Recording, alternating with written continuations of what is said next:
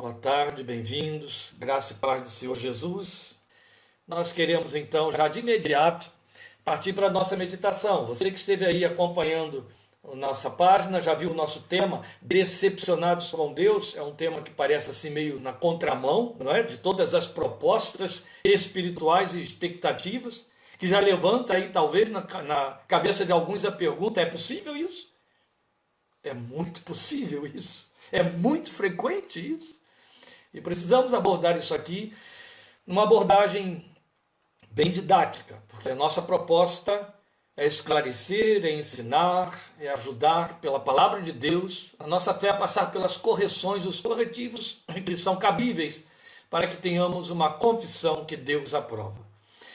Nós vamos, por isso mesmo, introduzir a nossa meditação de hoje acompanhados aqui pela Lília e pela Naara, que vão entoar um cântico muito conhecido, que faz parte da história da igreja. Tão antigo ele é, curto, mas profundamente verdadeiro, porque está totalmente baseado no texto de Números 23, uma declaração feita por Balaão no momento em que ele estava aprovado por Deus. E que, na verdade, tem uma mensagem que cala fundo em nossos corações. E por que nós queremos esse cântico para introduzir a meditação desta tarde? Exatamente porque ele já começa anulando a perspectiva do que o nosso tema diz, decepcionados com Deus. Porque ele mostra que é impossível estarmos decepcionados com um Deus que não mente, que não falha, que prova e confirma e cumpre a palavra que empenhou sobre a nossa fé e sobre a nossa esperança. E posto isso, nós queremos, enquanto você está ouvindo aí, se preparando, já se ajustando, ler o nosso texto, o texto em que vamos basear a meditação. Então, vamos fazer assim. Eu vou fazer a leitura que está em Lucas, Evangelho de Lucas, capítulo 24. E você, por favor, acompanhe a minha leitura dos versículos 13 a 32. Vou fazer a leitura em Lucas 24, em seguida elas vão louvar ao Senhor e logo depois, então, tomaremos a palavra que, como já anunciamos, hoje nós vamos ocupar um pouco mais do seu tempo. Então, indo para Lucas, Evangelho, último capítulo, capítulo 24 de Lucas, versículos 13 a 32. Naquele mesmo dia, 2 deles estavam indo para um povoado chamado Emaús, a 11 quilômetros de Jerusalém. No caminho, conversavam a respeito de tudo o que havia acontecido. Enquanto conversavam e discutiam, o próprio Jesus se aproximou e começou a caminhar com eles, mas os olhos deles foram impedidos de reconhecê-lo. Ele lhes perguntou: sobre o que vocês estão discutindo enquanto caminham? Eles pararam com os rostos entristecidos. Um deles, chamado Cleopas, perguntou-lhe: você é o único visitante em Jerusalém que não sabe das coisas que ali aconteceram nestes dias? Que coisas? Perguntou ele. O que aconteceu com Jesus de Nazaré? Responderam eles. Ele era um profeta, poderoso em palavras e em obras diante de Deus e de todo o povo. Os chefes dos sacerdotes e as nossas autoridades o entregaram para ser condenado à morte e o crucificaram. E nós esperávamos que era ele que ia trazer a redenção a Israel. E hoje é o 3º dia desde que tudo isso aconteceu. Algumas das mulheres entre nós nos deram um susto hoje. Foram de manhã bem cedo ao sepulcro e não acharam o corpo dele. Voltaram e nos contaram ter tido uma visão de anjos que disseram que ele está vivo. Alguns dos nossos companheiros foram ao sepulcro e encontraram tudo exatamente como as mulheres tinham dito, mas não o viram. Ele lhes disse: como vocês custam a entender e como demoram a crer em tudo que os profetas falaram? Não devia o Cristo sofrer estas coisas para entrar na sua glória? E começando por Moisés e todos os profetas, explicou-lhes o que constava a respeito dele em todas as Escrituras. Ao se aproximarem do povoado para o qual estavam indo, Jesus fez como que ia mais adiante. Mas eles insistiram muito com ele: fique conosco, pois a noite já vem, o dia já está quase findando. Então ele entrou para ficar com eles. Quando estava à mesa com eles, tomou o pão, deu graças, partiu e o deu a eles. Então os olhos deles foram abertos e o reconheceram, e ele desapareceu da vista deles. Perguntaram-se um ao outro: não estava queimando o nosso coração enquanto ele nos falava no caminho e nos expunha as Escrituras? Fique com o seu texto aberto em Lucas 24. Depois desse louvor curto que você pode acompanhar aí de onde você está, nós vamos considerar esta palavra no tema que estamos propondo para hoje. Bem, esse cântico baseado em Números 23, 23, já nos prepara para a resposta da abordagem do nosso tema. Só quero lembrar, repetindo o tema, decepcionados com Deus. Voltemos ao texto de Lucas 24. O que a gente consegue perceber que ocorre ali naquele momento pós-crucificação, 3 dias depois da morte do Senhor Jesus? A narrativa é conhecida, tanto a narrativa quanto os fatos ali mencionados. A narrativa porque está no texto, e os fatos porque eles estão abundantemente narrados nos 4 evangelhos, não é isso? 3 dias após a crucificação do Senhor, aqueles 2 discípulos, a gente só sabe o nome de um, alguns historiadores chegam a pensar na possibilidade de que um dos 2 fosse Lucas, o próprio narrador. Outros ainda aventam uma hipótese mais tardia de que pudesse ser Tomé, porque Tomé não estava entre os demais quando Jesus surgiu no meio deles, ressurreto. Ó, que coisa, não é? Há uma possibilidade aí, mas isso não importa. Há o nome apenas de um deles que não vai aparecer mais na história da igreja, Cleópas. Mas o que temos aí é o texto dizendo que esses 2 estavam voltando de Jerusalém para casa, 11 quilômetros de caminhada. Isso dá muito tempo de caminhada. Estavam abatidos. Eles estavam como que fracassados na fé e na esperança. A versão que eu estou usando, ela diz que eles traziam os rostos entristecidos. Isso é interessante porque Provérbios 15, 13 diz que pela dor do coração o espírito se abate. Então, se o rosto mostrava o que ia lá dentro, imagine o tamanho da tristeza, como esse coração estava pesado, além do luto, não é verdade? Porque havia o luto pela morte do Senhor, tranquilamente. A Nova Versão Internacional, essa onde eu li o texto que você ouviu aí a leitura, diz: o coração angustiado oprime o espírito. O texto de Provérbios 15, 13.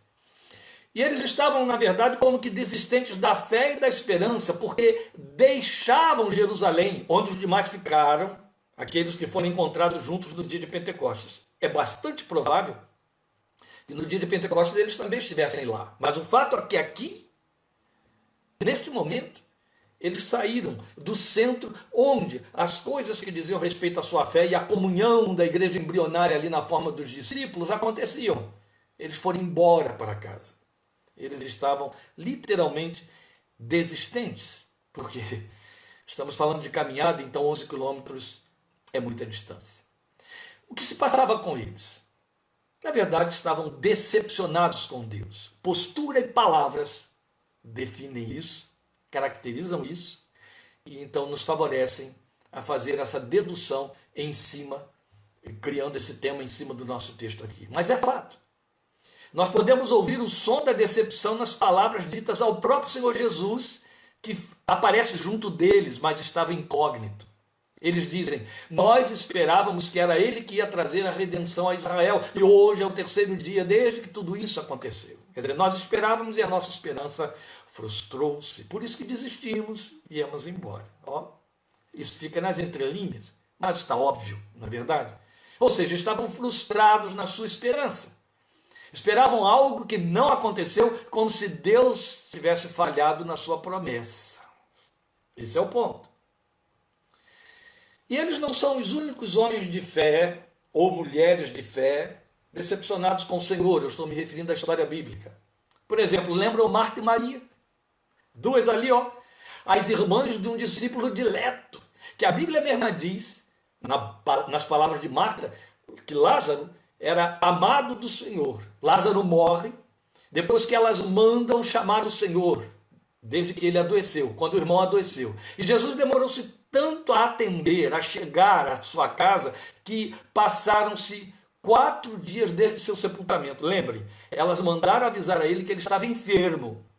Jesus não foi, demorou-se lá onde estava, tanto que só chegou 4 dias depois que ele estava morto e sepultado. Então elas não perderam tempo em dizer, uma e outra, se tu estivesses aqui, meu irmão não teria morrido. Opa, faça os desdobramentos aí lógicos em cima desse tipo de declaração, que é muito nosso. É a declaração de corações decepcionados, muito próprio. Elas não esconderam isso. Se tu estivesses aqui, meu irmão não teria morrido. Em outras palavras, bastava que o Senhor atendesse ao nosso pedido e chegasse em tempo.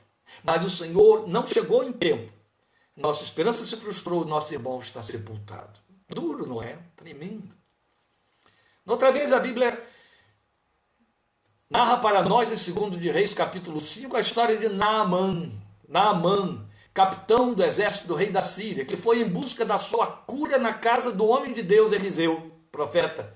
Mas ele foi na pele de um capitão de um exército poderoso, ou um capitão poderoso de um exército, e não na pele de um leproso, como de fato era, porque esse era o seu problema. O problema era a sua lepra. E como Naamã ficou indignado quando ele se viu depreciado, segundo o entendimento dele, pelo profeta, que ele esperava, as expectativas de Naamã, que o profeta saísse ao encontro do seu séquito, se impressionasse com o seu séquito, porque ele foi lá com todo aquele séquito, e aí viesse, fizesse todo um ritual, passasse a mão no lugar que estava leproso. Isso está lá no texto. Não estou aventando, o texto diz que essas eram as expectativas de Naamã, e aí o curasse, tocando pessoalmente no lugar da sua aflição. Eu estou fazendo desdobramentos para que você perceba os movimentos que ocorrem no coração dos que creem e esperam e se frustram. O que esperam e daí se frustram. Mas o profeta Eliseu apenas envia uma recomendação sobre coisas que Naamã teria que fazer para curar-se, segundo os critérios do próprio profeta, e não segundo as expectativas de Naamã. E aí contrariou as perspectivas de Naamã. Aí ele se volta frustrado, até que os seus auxiliares o dissuarem da sua teimosia. Mas ele se frustrou. Enquanto ele não cumpriu o que Eliseu orientou, nada aconteceu. Você já se sentiu assim quanto às esperanças da sua fé? Veja, o que nós fizemos aqui foi pontuar 3 incidentes que nos alcançam também a nós, quanto à nossa confiança pela fé. A história dos 2, que lemos, que é o texto em que estamos embasados, os 2 a caminho de Emaús, que representa a decepção quanto à promessa. Tudo que uma promessa abarque, eles estavam decepcionados quanto à promessa. E a promessa, na nossa contextualização, ela não tem a ver com a restauração do Estado de Israel, mas ela tem a ver com tantas coisas particulares a nós. Então, neste item, entram situações várias, que elas vão desde emprego, perspectivas, expectativas, até a vida afetiva. A gente ora e deposita a esperança em cima do que leu na palavra de Deus, da promessa, ou de expectativas que se tornam em promessas segundo o nosso entendimento. Foi o que aconteceu com aqueles 2. Depois nós temos a história de Marta e Maria, que é decepção quanto à luta pela vida, que acabou redundando em quê?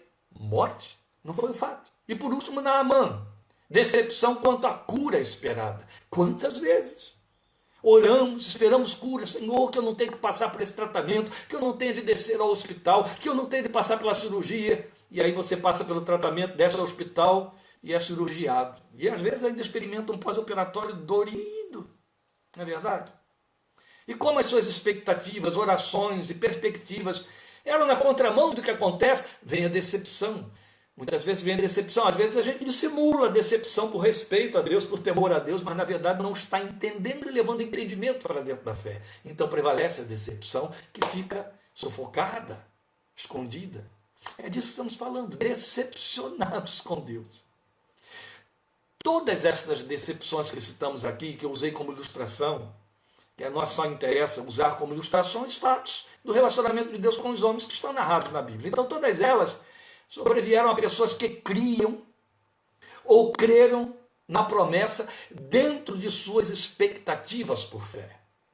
Mas ainda que nós tenhamos pontuado estes exemplos saltados aqui, é justamente na narrativa sobre os discípulos de Emaús que nós veremos causa e elucidação para aquilo que estamos chamando de decepcionados com Deus. É nesse texto de Lucas 24, na narrativa desses dois aí. Porque as razões permeiam cada situação pontuada de seus personagens. Ou seja, aquilo que vale para os dois de Emaús, valeu para Marta e Maria, ou vale para Marta e Maria, vale para Naamã, vale para mim, vale para você, vale para tantos quantos passam por uma experiência daquilo que pressupõem como decepção, decepcionados com Deus.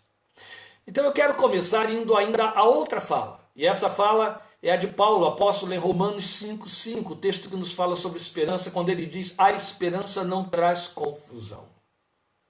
Guarda isso aí.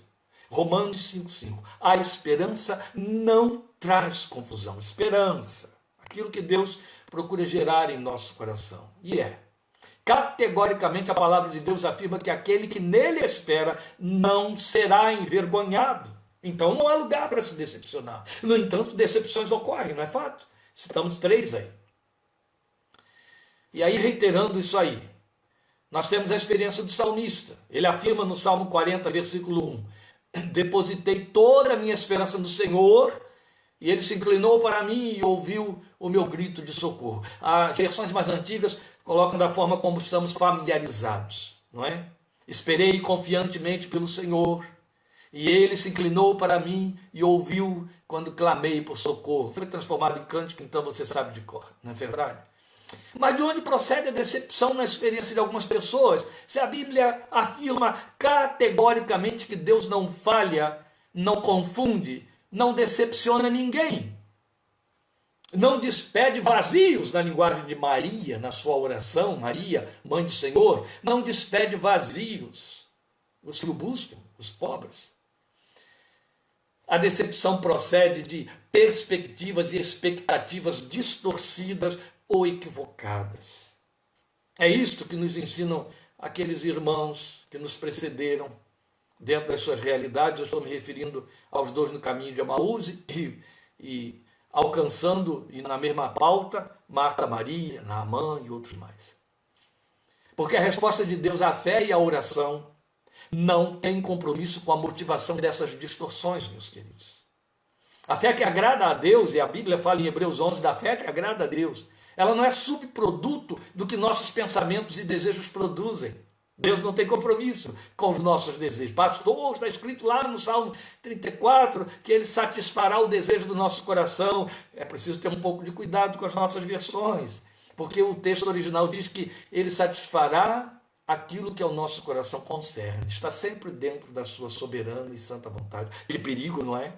Se Deus aleatoriamente, só porque pelo fato de que somos seus filhos e crentes, cristãos, satisfizesse os desejos do nosso coração. Eu não preciso parar aqui em cima disso. Você já deveria estar aí se persignando, se assustando, só em pensar. Não é verdade? A fé que agrada a Deus é aquela que o conhece segundo a sua palavra. Porque, como Paulo disse em Romanos 10, 17, essa fé vem por ouvir a pregação da palavra de Cristo. Essa é a fé que agrada a Deus. Aquela que está comprometida com a revelação da palavra e não com meu imaginário pietista ou espiritualizado. Quando, pois, a fé frustra, já que estamos falando de decepcionados com Deus, ela frustra quando ela está embasada em perspectivas pessoais. Veja, voltando ao argumento, o que motivava aqueles dois? A sua fé frustrou-se porque ela estava embasada nas suas próprias perspectivas. O texto afirma que a longa caminhada de 11 quilômetros foi feita eivada de conversas e discussões acerca dos eventos que encheram seus olhos. Gente, caminhar 11 quilômetros dá muito tempo e horas para discursar. E eles paureavam ali, sem parar. Então aquelas coisas que eles estavam discutindo falavam daquilo que estava agredindo seus afetos, os fatos que tinham agredido seus afetos em Jerusalém, as suas perspectivas. Então, quando eles são abordados por Jesus, afirmam estar tratando das coisas acontecidas ali nos últimos dias. Nada pode contaminar mais a fé do que o poder eloquente da visão do real, do visível, que se contrapõe à esperança. Paulo diz categoricamente em Romanos 8 que esperamos o que não vemos. A esperança que espera o que vê não é a esperança, ele diz lá. Esperamos o que não vemos. Jesus deixou claro isso para Tomé. Bem-aventurados os que não viram e creram. Então, eu volto a afirmar, nada pode contaminar mais a fé do que o poder eloquente da visão do real, do visível, porque se contrapõe à esperança. Esse é fato. Eu não falo da negação da realidade, mas eu falo da sublimação da realidade pela esperança, porque é disso que a palavra de Deus atende e fala. E é disso que nos diz Hebreus 11:1. Hebreus 11:1 afirma categoricamente, definindo fé, que ela é a certeza daquilo que esperamos e ela é a prova das coisas que não vemos. Veja. E como os olhos da fé eficaz conseguem ver para além da realidade dos fatos e eventos visíveis, quando estamos embasados numa fé que age segundo nossas perspectivas, nós ficamos cegos para a realidade espiritual. Razão provada aí no texto. O que o texto nos mostra? Ato seguinte, que Jesus colocou-se junto deles, mas não puderam reconhecê-lo. Estavam com seus olhos fechados. Pastor, lá está escrito que eles foram impedidos. E aí a impressão que você tem, alguns intérpretes também entendem assim, que Deus os impediu de verem. Oh, meus queridos. Aquela fé baseada nas perspectivas fechou-lhes os olhos. Deus apenas consentiu que as coisas viessem a acontecer. Mais tarde, nós lemos que os seus olhos foram abertos. E aí puderam vê-lo. Foi a fé temporal ou temporalizada que o cegou. Não, Senhor. Porque Deus não tortura ninguém. Isso seria uma tortura. Mas quando a nossa fé quer sinais para que ela possa existir, e a nossa esperança possa se basear em cima de sinais, em evidências, ela deixa de ser fé e outro tanto deixa de ser esperança. Ou a fé corre para a pessoa de Deus, para o que Deus diz a despeito das circunstâncias, ou ela não é fé. A fé também frustra quando ela está embasada em expectativas pessoais, não só perspectivas, mas expectativas. Perspectivas é o que eu sonho, expectativas é o que eu desejo. Entende? Depois nós temos então esse outro sintoma. Então, tanto quanto a fé distorcida embasou a falsa perspectiva, essa mesma fé distorcida, no caso desses dois, ela estava embasada nas suas expectativas. Então, a semelhança dos demais discípulos, porque aí não foi só o caso deles, eles distorceram as promessas, trazendo-as para um plano que atendia somente às suas vontades. Lembram? Até mesmo estivemos considerando isso em Minuta da Fé. 40 dias depois de Jesus ressurreto, ministrando para eles, falando do reino, quando Jesus vai se despedir deles, a pergunta que levantam é: restaurarás tu neste tempo o reino a Israel? 3 anos e meio caminhando com ele, ouvindo ele dizer, inclusive diante de Pilatos, meu reino não é deste mundo. Ainda Jesus, 40 dias ali falando sobre o reino do céu, e eles estão com expectativas temporais e terrenas, trazendo-as para um plano que atendia somente às suas vontades. Então a promessa apontava a restauração espiritual de Israel, né? Propalada, essa restauração estava propalada durante séculos pelos velhos profetas, restauração espiritual, mas foi totalmente entendida segundo os desejos, temporalizada. Eles a pretenderam uma restauração política. Assim estavam aqueles dois, expectativas e desejos voltados para si mesmos, para o que é visível, para o seu próprio umbigo. Nós fazemos isso. Nós estamos tão condicionados ao falso conceito de que nosso relacionamento com Deus visa nossos próprios sonhos e interesses, e com isso embalamos esses sonhos e interesses com o nome de necessidades, e nós esquecemos qual é o propósito com que somos alcançados pelo Evangelho. Esquecemos que nossas vidas, tanto quanto as bênçãos a elas, nossas vidas pertinentes, têm um compromisso com o propósito de Deus para Deus, primeiramente. É do âmbito do que está em Efésios 1:3. Bendito Deus e Pai de nosso Senhor Jesus Cristo, o qual nos tem abençoado com toda a sorte de bênçãos espirituais nos lugares celestiais em Cristo Jesus. Pessoas tentam dar outra roupagem a esse texto, porque não o sentem muito simpático. Ele parece que vai na contramão dos seus desejos. Então, eu venho para a fé, eu me converto a Jesus, porque eu quero que Jesus cuide exclusivamente da minha vida temporal, dos meus sonhos, dos meus propósitos, saia correndo atrás, consertando meus erros e abençoando tudo. Estas bênçãos, esses desejos, essas perspectivas são pertinentes, mas não podem ser a razão para nós crermos, porque a vontade de Deus muitas vezes pode estar na contramão dessas perspectivas, e via de regra está, porque são desejos delimitados por nossa natureza e nossas limitações temporais. São desejos calcados lá no nosso interior, em um coração que nós não controlamos, como a Bíblia diz, não conhecemos, como a Bíblia diz. Deus não pode estar comprometido com esses desejos. Não é só Ele tem a capacidade de ver além o resultado desses desejos. Eu não, você também não. Entende?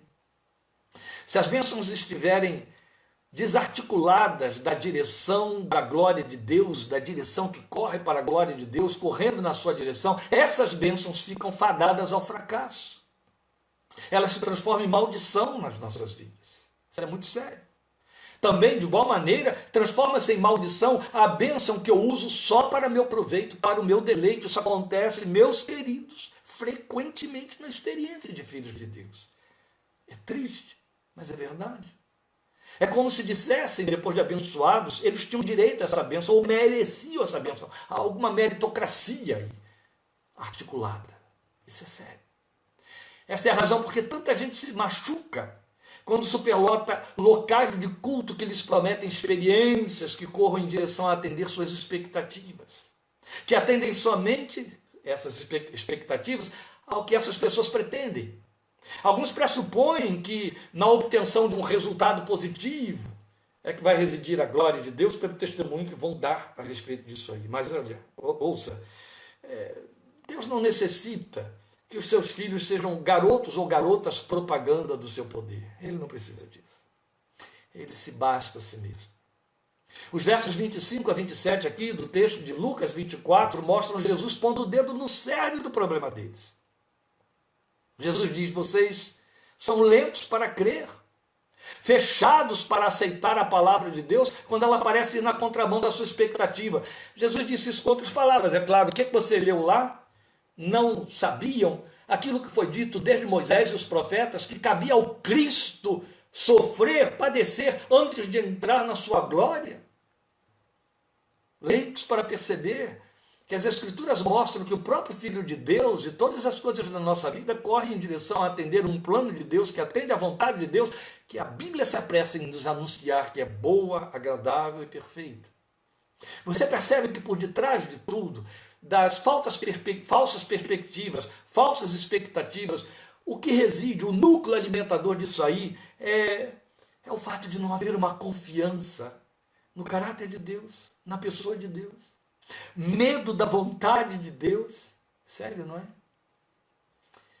Eu vejo ainda outro problema, quando tão fechados estavam eles que sequer creram no testemunho dos que afirmavam que o Senhor estava vivo. Não conseguiram crer no testemunho daquelas mulheres, porque se fecharam, perderam a esperança, saíram do espaço-tempo do milagre, porque voltaram para casa, enquanto que todos os demais ficaram juntos o viram vivo outra vez e o ouviram. Quem o conhece não se decepciona.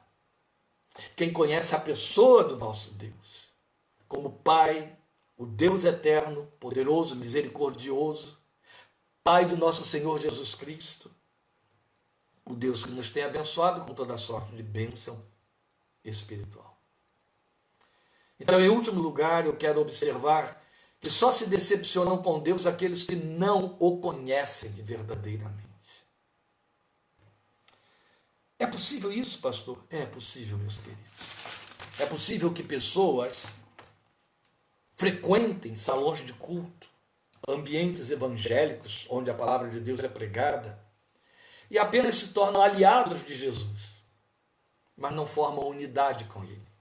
A Bíblia tem uma ilustração muito bela para isso, eu não posso entrar lá com detalhes por causa do nosso tempo, mas conta, por exemplo, que quando Salomão, o filho de Davi, assume o trono, havia 2 pretendentes ao trono que então encabeçaram uma rebelião, uma traição.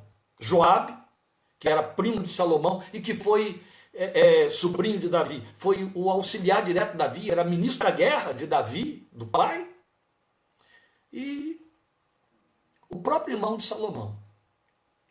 E o texto diz para nós que quando Salomão então assume o trono e toma conhecimento da traição dos dois, manda que então a justiça seja feita, eles sejam procurados e mortos como traidores. Quando eles viram que a sentença do rei foi dada e não havia escape para eles, os dois correm para o templo, para o tabernáculo. O templo ainda não existia. Eles sabiam que pela lei, no altar de Deus, sangue humano não poderia ser derramado. E então o que eles fazem? Eles correm para lá, um por sua vez, cada um por sua vez. Correm para o tabernáculo e se colocam junto do altar do sacrifício. O irmão de Salomão, talvez mais treinado nas coisas de Deus, por orientação de Davi, que também foi seu pai, ele sobe no altar. Então, quando o justiceiro chega com a espada para matá-lo, ele diz: eu não vou sair daqui. Se você quiser me matar, vem aqui e me mata. Sabe, isso é um fato histórico que tem toda uma simbologia muito bela. Porque o altar do sacrifício representa Jesus na minha vida, na sua, e o sacrifício dele. E quando eu me coloco no sacrifício de Jesus, quando eu me identifico com o Filho de Deus, e eu deixo que o sacrifício dele seja a oferta para Deus pelos meus pecados, a justiça de Deus que condena o pecado à morte não me alcança. E aí não há morte eterna. Foi isso que o irmão de Salomão fez. E o justiceiro voltou para Salomão para dizer: olha, ele está em cima do altar, eu não pude fazer nada. Ele disse que morre ali. Mas ele estava pedindo perdão a Salomão. Então Salomão disse: diga a ele que desça do altar, ele está perdoado. E Joabe, o primo do rei, correu para o mesmo lugar depois. Mas quando chegou lá, ele ficou junto do altar. Ele não subiu no altar. E aí quando o justiceiro chegou e disse, ele disse da mesma maneira como seu primo: olha, eu não vou sair daqui. Se você quiser me matar, você vem aqui e me mate. O justiceiro foi lá e o matou. Qual é a diferença? Um estava em cima do altar e o outro estava só junto do altar. É possível que pessoas façam uma caminhada na fé evangélica, fé cristã, junto de Jesus e não em Jesus? A Bíblia põe esses lugares muito diferentes, muito distintamente, entende? O apóstolo Paulo fala isso. Ele diz em Efésios que aprove a Deus revelar o seu Filho, ele diz em Gálatas, aprove a Deus revelar o seu Filho em mim. Ele não diz a mim. Em Cristo.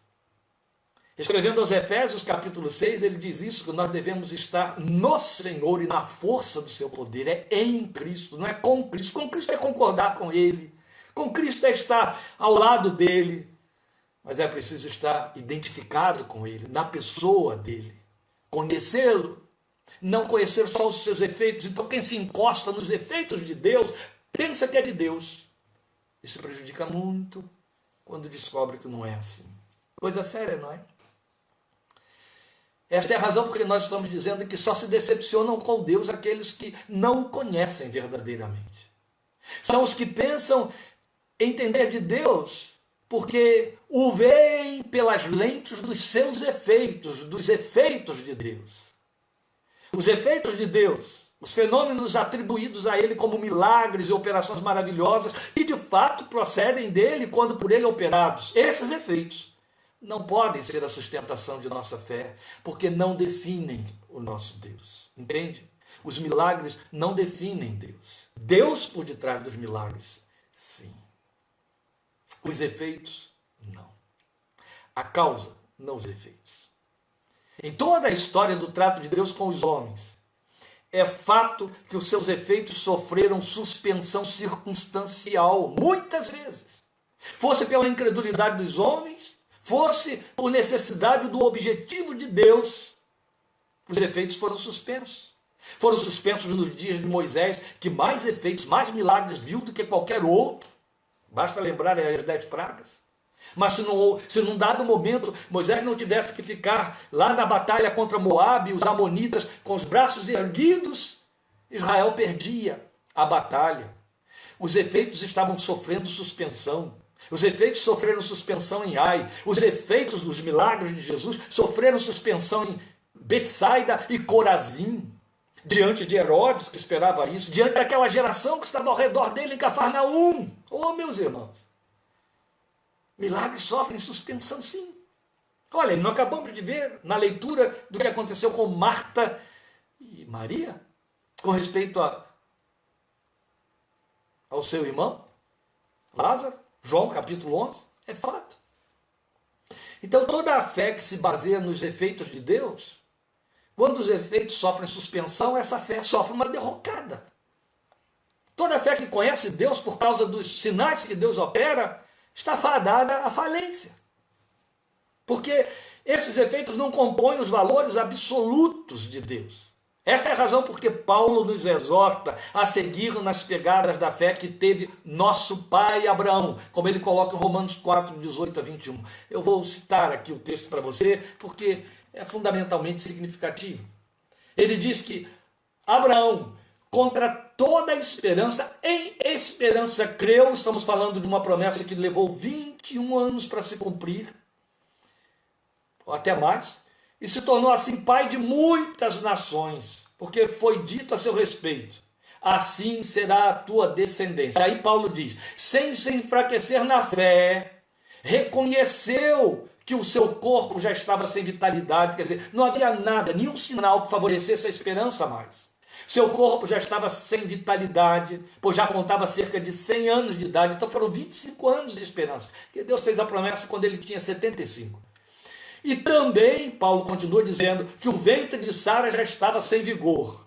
Ora, já era estéril, naturalmente, quando casou com Abraão. E agora, santo Deus, totalmente sem vigor. Aí o texto diz, mesmo assim, não duvidou, nem foi incrédulo em relação à promessa de Deus, mas foi fortalecido na fé e deu glória a Deus, estando plenamente convencido ou convicto, como dizem versões mais antigas, de que aquele que prometeu era poderoso para cumprir.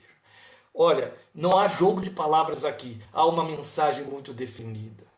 Abraão pôde esperar 25 anos a despeito das circunstâncias dizerem o contrário, paulatinamente, de forma intensiva, de tal maneira que Paulo disse que isso foi esperar contra a esperança, porque ele cria em quem prometeu. Ele não cria simplesmente na promessa, mas em quem a realizou, na palavra de quem realizou. Ele cria na fidelidade de quem falou, a despeito das circunstâncias. É algo incomum essa fé no coração de Abraão, tanto é que ele se tornou pai dos que creem, e Paulo toma como protótipo da sua fé aquela fé que nos justifica em Cristo Jesus. E é fato de que milagre não é só o que é incomum ou fenomenal. Nós estamos muito acostumados com nossos dogmas, meus queridos, até em toda a cristandade, a pensar em milagre como um efeito fenomenal. Aquilo que irrompe na história, indo na contramão de todas as perspectivas físicas, biológicas, etc. Isso é milagre. A vida é um milagre. A vida é um milagre de Deus. Viver é milagre de Deus. Você vive porque um milagre aconteceu. Você está sendo sustentado em vida porque há um milagre acontecendo. E no que diz respeito ao mundo todo, e não apenas no que diz respeito à igreja, a Bíblia diz que a misericórdia de Deus está pairando sobre este mundo, sobre justos e injustos, sobre maus e bons. Isso é milagre. Entende? É isso. A vida é dom divino. É um ato de milagre. Outro tanto, a palavra de Deus diz que andamos por fé e não pelo que vemos. E a fé aceita milagres. A fé consegue ver milagre onde outros veem casualidade, acasos. A palavra de Deus se apressa a nos assegurar que nele não há mudança nem sombra de variação. Daí o cântico que elas entoaram aqui, baseado em Números 23, 23. Outro tanto, ele próprio testifica a seu respeito, dizendo, eu, o Senhor, não mudo. É por isso que a sua palavra assegura o que ouvimos do cântico. O que ele prometeu é certo que o fará. Aleluia, ele faz. Eu lembro de uma história que eu li ou ouvi um testemunho num encontro de missionários, já faz anos. Então eu não tenho mais os detalhes, e eu deveria até dispensar essa história para não usar como ilustração, já que me faltam dados, mas ela é verdadeira, não importa a maneira como eu a ponha, aí talvez truncada por conta de falhas na memória, apesar de que eu tenho boa memória, mas já fazem muitos anos, e porque eu peguei aquilo num testemunho. Mas eu lembro da história de duas missionárias que estavam se preparando para exercer um trabalho missionário evangelístico num país fechado para o evangelho, num país que não conhecia o evangelho, da Ásia. Isso demandou muitos anos de preparação. Não foi só a preparação teológica, mas uma adaptação cultural, o estudo da cultura e o estudo da língua. Mecanismos, ferramentas indispensáveis para quem pretende pregar na terra dos outros. Então elas tiveram que estudar, mesmo sabendo que o país era fechado, isso não impedia para serem vocacionados. Então, primeiro você entende que essas moças estavam conscientes de que foram chamadas por Deus. Havia promessas ali, sonhos desenvolvidos, não é? Anos gastos na preparação. Quando chegou às vésperas, já preparadas de entrarem naquele país, elas tomam conhecimento de que o país se fechou totalmente.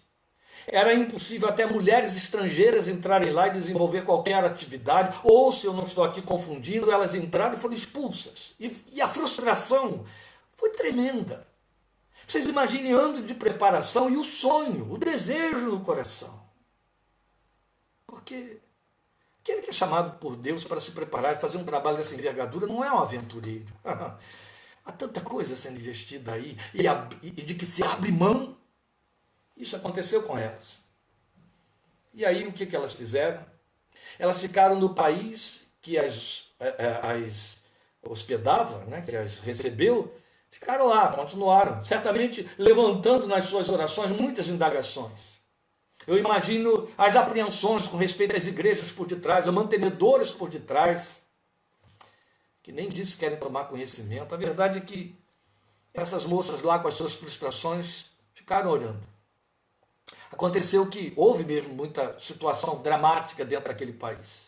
E a situação dramática promoveu uma debandada de refugiados que correram para lá, para o país onde elas estavam, para a cidade onde elas viviam. E as crianças desses refugiados foram parar nas mãos delas e foram ali exercer seu ministério com essas crianças dentro daquela outra terra, essas crianças dos refugiados. Ali elas ministraram, criaram uma escola, deram aulas, ensinaram aquelas crianças e pregaram a palavra de Deus para as crianças. Os anos passaram, essas crianças cresceram e os meninos se transformaram em jovens que, convertidos e chamados por Deus, voltaram para o seu país, que os recebeu porque eram legitimamente cidadãos. E lá eles disseminaram o evangelho ao longo de todas as fronteiras daquele país, onde elas não puderam entrar e que, se tivessem entrado, seriam apenas duas, ministrando durante anos a duras penas. Agora o que acontece é que dezenas de missionários saem de suas mãos, vão lá para dentro e realizam a obra para a qual elas foram preparadas e que não se cumpriu dentro das suas expectativas e perspectivas. Essa história é real. Serve para ilustrar muito o que significa que quem nele espera não será confundido. Daí Paulo poder ter dito no final da sua vida com tanta autoridade: eu sei em quem tenho crido. Eu gosto de traduzir o significado desse verbo saber como eu o conheço. E estou certo, Paulo diz, de que ele é poderoso para guardar o meu tesouro. Eu o conheço e estou certo a respeito dele. Aleluia! A fé que conhece o Senhor não se confunde com a mudança das circunstâncias à sua volta e pretensas frustrações de expectativas, entende? Nossa fé não nos deixa decepcionar-nos com Deus quando ela aprende a conhecê-lo, a andar com Ele, de maneira que dá lugar à confiança na sua vontade, que, como já lembramos aqui, está escrito em Romanos 12:2, é boa, perfeita e agradável. Antes de confiar no poder de Deus, ela confia no caráter de Deus, que opera o poder. Cuidado quando levarem sua fé a fazer investimentos exclusivos no poder de Deus, atropelando a palavra que ensina. Mas seja feita a tua vontade e não a minha. Cuidado. Você quer crer desta maneira? Nunca será decepcionado ou decepcionada com o Deus que afirma aquilo que está em Jeremias 29:11, um dos textos mais apaixonantes da palavra de Deus para mim. Porque eu sou o que conheço os planos que tenho para vocês, diz o Senhor, planos de fazê-los prosperar e não de causar dano, planos de dar a vocês esperança e um futuro. Eu vou repetir o texto nas suas versões, velhas versões. Eu é que sei que pensamentos tenho para vós, pensamentos de paz e não de mal, para vos dar o bem que esperais. Glória a Deus. Jeremias 29:11. Grave esse texto no seu coração. Porque de igual maneira, o nosso Deus diz em Isaías 55:8 e 9, guarde isso aqui, é com que eu termino esse nosso encontro de hoje. Pois os meus pensamentos, diz o Senhor, não são os pensamentos de vocês, nem os caminhos de vocês são os meus caminhos, declara o Senhor. Assim como os céus são mais altos do que a terra, também os meus caminhos são mais altos do que os seus caminhos, e os meus pensamentos são mais altos do que os seus pensamentos. De uma única vez, este texto diz para nós minimamente duas coisas. Eu tenho pensamentos para você, eu tenho caminhos pelos quais você pode percorrer e eles são elevados. A outra coisa é que os caminhos e os pensamentos que eu tenho para você não se medem com os seus, porque são altos, são meus, diz o Senhor. Havia um cântico que a gente cantava muito até alguns anos atrás, de vez em quando algumas comunidades ainda o cantam. Nele a gente pode confiar. Não é verdade? Aleluia. Eu termino lembrando a você a palavra que está em Oséias 12:6. No teu Deus espera sempre. Nele, não dos fatos, não na realidade à sua volta, não dos sonhos que chegam aos seus ouvidos. Nele. Refugie-se nele. Quando estiver demais difícil de tirar os olhos de tudo que está à volta, abatendo a esperança no seu coração, faça como Davi nos ensinou no Salmo 57. Debaixo das tuas asas eu me refugio até que passem as calamidades. Ele não decepciona ninguém. Não há como se decepcionar com o Deus em quem confiamos, porque ele é fiel, justo e cumpridor da sua palavra, que para sempre está firmada no céu. Glória seja o seu santo nome.